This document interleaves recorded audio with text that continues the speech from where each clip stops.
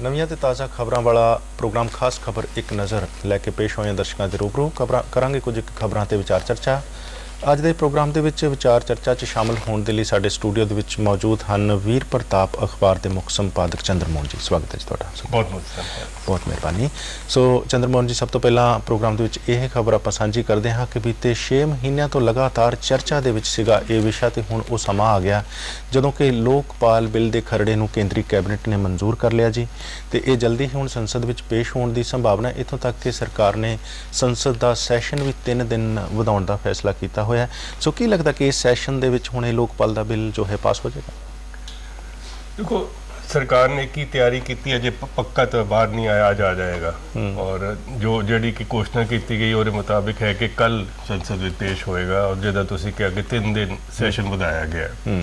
आशा करनी चाहिए कि पारित हो जाएगा, लेकिन क्योंकि ये सरकार कॉन्स्टिट्यूशनल अमेंडमेंट चाहती है, इस करके 3 चौथाई बहुमत चाहिए, फिर स्टेट्स ਤੋਂ अनुमति चाहिए है, तो इस करके इन्नी जल्दी शायद लोकपाल ना कानून बन सके। मैं समझदा कि अजे थोड़ा टाइम ਇਹਦੇ ਹੋਰ लगेगा। अच्छा, ਇਹ ਦੂਸਰਾ ਜੋ ਇਸ ਦੇ ਨਾਲ ਹੀ ਜੁੜਵੀਂ ਗੱਲ ਖਾਸ ਤੌਰ ਤੇ ਲੋਕਪਾਲ ਦੇ ਖਰੜੇ 'ਚ ਇਹ ਹੈ ਕਿ CBI ਨੂੰ ਲੋਕਪਾਲ ਦੇ ਘੇਰੇ 'ਚੋਂ ਬਾਹਰ ਰੱਖਿਆ ਗਿਆ, ਲੇਕਿਨ ਕਿ ਕੁਝ ਸ਼ਰਤਾਂ ਤਹਿਤ ਪ੍ਰਧਾਨ ਮੰਤਰੀ ਨੂੰ ਇਸ ਦੇ ਵਿੱਚ ਸ਼ਾਮਲ ਕਰ ਲਿਆ ਗਿਆ ਹੈ। ਇਹਦੇ ਬਾਰੇ ਕੀ ਵਿਚਾਰ ਹੈ?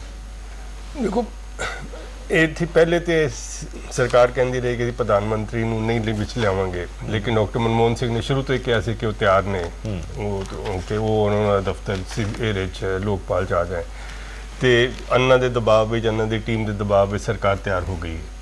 ਲੇਕਿਨ ਜਿਹੜਾ CBI ਨੂੰ ਬਾਹਰ ਰੱਖਣਾ ਹੈ, ਉਹਨੇ ਇੱਕ ਬੜਾ ਵੱਡਾ ਮੁੱਦਾ ਬਣ ਗਿਆ ਹੈ ਕਿ ਜਿਹੜੀ ਲੋਕਪਾਲ ਹੈ, ਜਿਹੜੀ ਸੰਸਥਾ ਬਣੇਗੀ, ਉਹਦੇ ਕੋਲ ਆਪਣੀ ਇਨਵੈਸਟੀਗੇਟਿੰਗ ਏਜੰਸੀ ਕੋਈ ਨਹੀਂ ਹੋਣੀ, ਤੇ ਉਹਨੂੰ CBI ਕੋਲ ਜਾਣਾ ਪਏਗਾ, ਔਰ CBI ਜਿਹੜੀ ਹੈ ਉਹ ਅਜੇ ਵੀ ਸਰਕਾਰ ਦੇ ਥੱਲੇ ਰਹੇਗੀ, ਤੇ ਸਰਕਾਰ ਕਿਸੇ ਵੀ ਹਾਲਤ ਵਿੱਚ CBI ਦੇ ਉੱਤੇ ਆਪਣਾ ਕੰਟਰੋਲ ਛੱਡਣ ਨੂੰ ਤਿਆਰ ਨਹੀਂ ਹੈ। ਹੋ ਸਕਦਾ ਹੈ ਕਿ ਪਿਛਲੇ ਕੁਝ ਦਿਨਾਂ ਵਿੱਚ ਜਿਹੜੇ ਮਸਲੇ ਆਏ ਨੇ CBI ਦੇ ਕੋਲ ਹੈਗੇ ਨੇ, ਸਰਕਾਰ ਉਹਨਾਂ ਤੇ ਆਪਣਾ ਕੰਟਰੋਲ ਰੱਖਣਾ ਚਾਹੁੰਦੀ ਹੈ।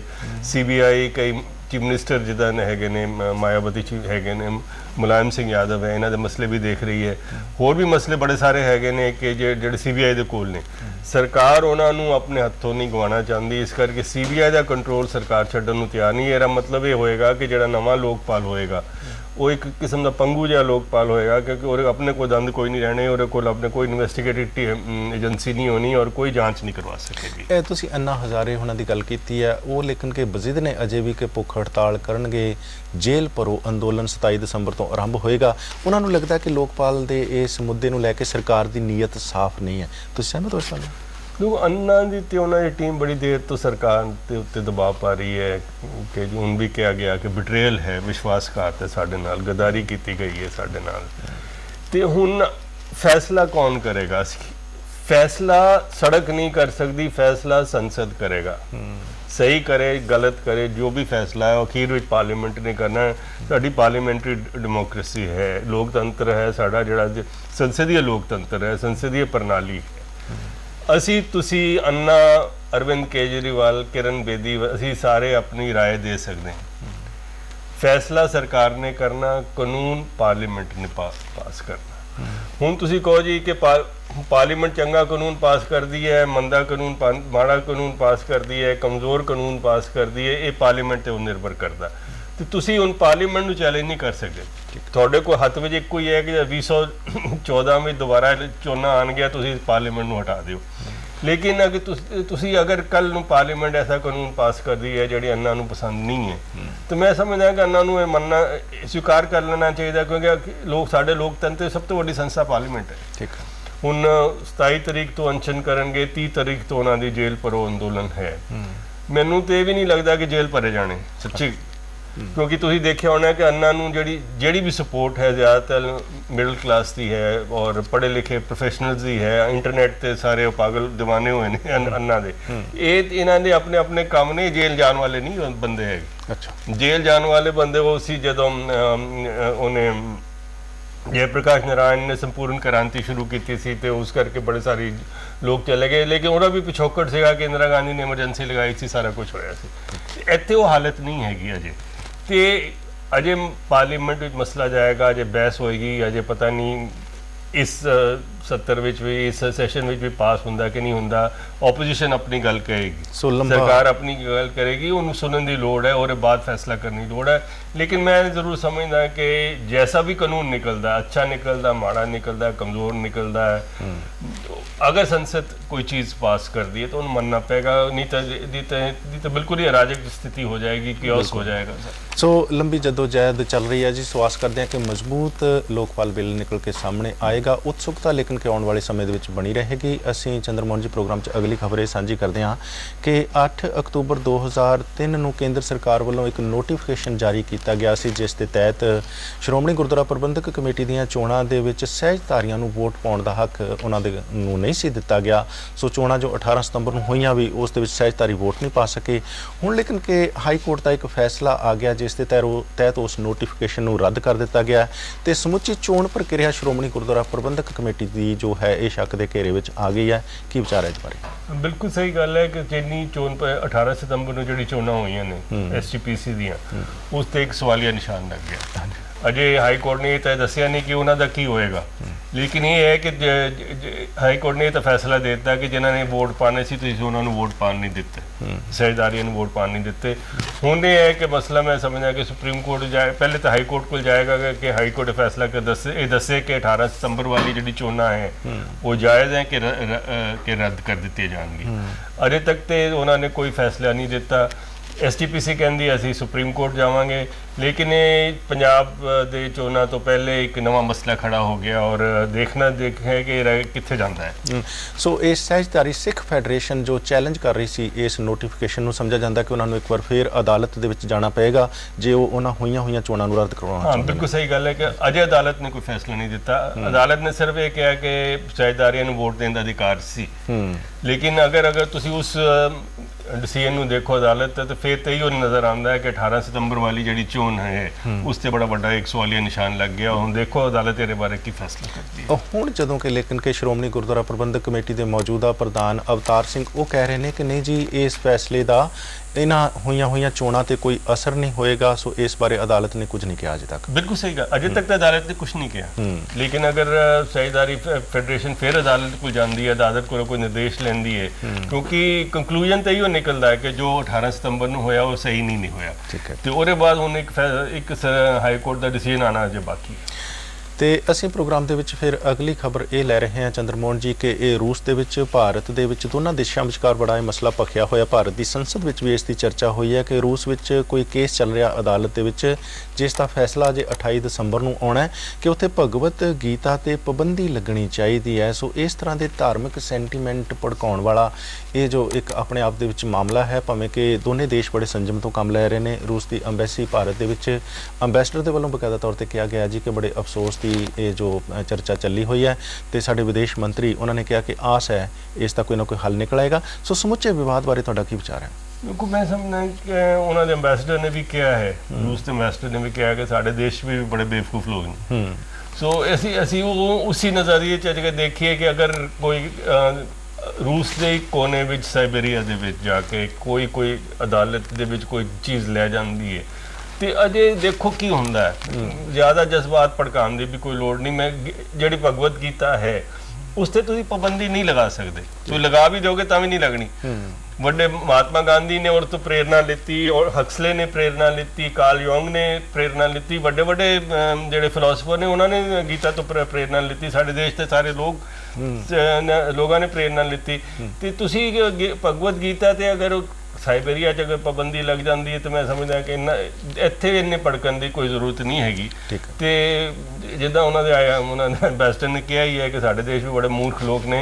आशा ये करनी चाहिए क्योंकि वो सरकार भी काफ़ी संजीदा है इस मामले में, काफ़ी गंभीर है। आशा होनी है कि कुछ ना कुछ सही निकले आएगा ये। ठीक है जी, लेकिन कि कांग्रेस पार्टी के हाल की घड़ी भड़काहट वाला माहौल जरूर देखने को मिलता, खास तौर पर उन्होंने हल्कों के जिहड़े कि प्रभावित हो सकते हैं जी। बीते दिनी जो PPP ਦੇ ਦੋ नेता कुशलदीप सिंह ढिल्लों ਤੇ ਜਗਬੀਰ ਸਿੰਘ ਬਰਾੜ ਇਹ ਕਾਂਗਰਸ ਪਾਰਟੀ ਦੇ ਵਿੱਚ ਸ਼ਾਮਲ ਹੋਏ ਨੇ ਤੇ ਉਦੋਂ ਤੋਂ ਹੀ ਕੁਝ ਹਲਕਿਆਂ ਦੇ ਵਿੱਚ ਜਿੱਥੇ ਕਾਂਗਰਸੀ ਟਿਕਟਾਂ ਦੇ ਦਾਅਵੇਦਾਰ ਸਨ ਉਹਨਾਂ ਦੇ ਵਿੱਚ ਥੋੜਾ ਜਿਹਾ ਭੜਕਾਹਟ ਵਾਲਾ ਮਾਹੌਲ ਹੈ।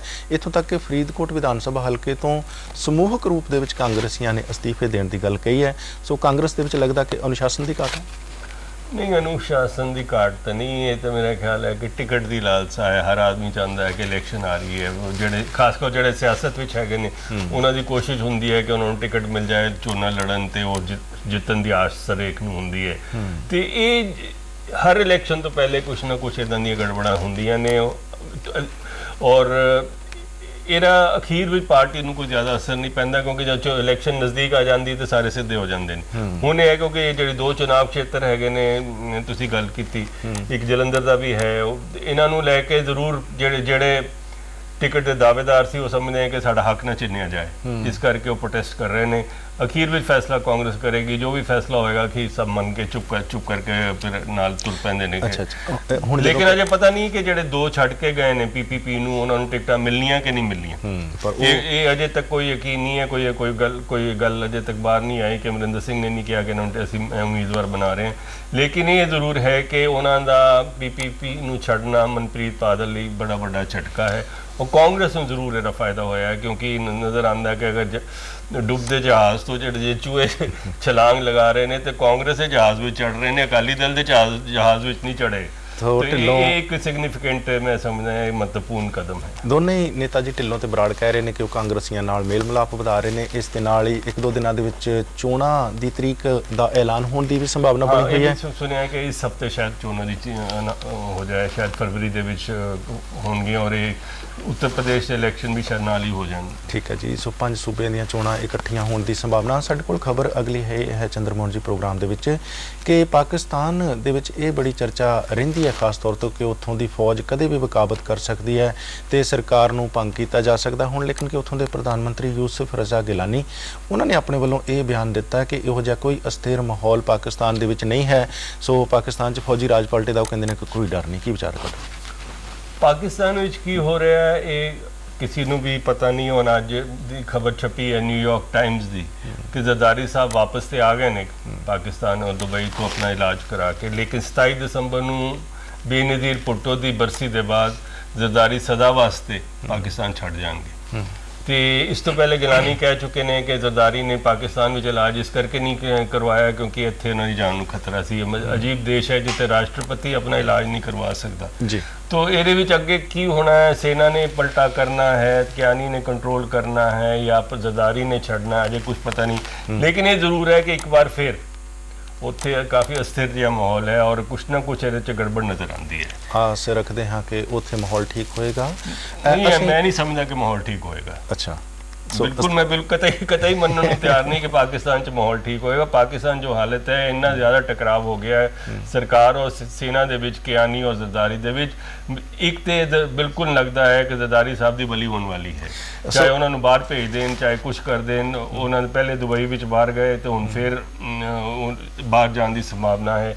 ਹੋ ਸਕਦਾ ਹੈ ਕਿ ਉੱਥੇ ਰਾਸ਼ਟਰਪਤੀ ਬਦਲਿਆ ਜਾਏ। सेना अजय तख्ता नहीं पलटेगी क्योंकि अगर सेना तख्ता पलटी है तो सारा जिम्मेवारी सेना ते आ जाएगी। लेकिन ਜਿਹੜੀ ਸਰਕਾਰ ਹੈ ਉਹ ਜ਼ਰੂਰ ਉਹਦੀ ਹਾਲਤ ਖਰਾਬ ਹੈ। ਫਿਰ ਵੀ ਅਸੀਂ ਚੰਗੇ ਭਵਿੱਖ ਦੀ ਆਸ ਜ਼ਰੂਰ ਰੱਖ ਸਕਦੇ ਹਾਂ। ਤੇ ਚੱਲਦੇ ਹਾਂ ਅਗਲੀ ਖਬਰ ਵੱਲ ਕਿ ਸਰਦ ਰੁੱਤ ਦਾ ਮੌਸਮ ਆਪਣੇ ਜੋਬਨ ਤੇ ਹੈ।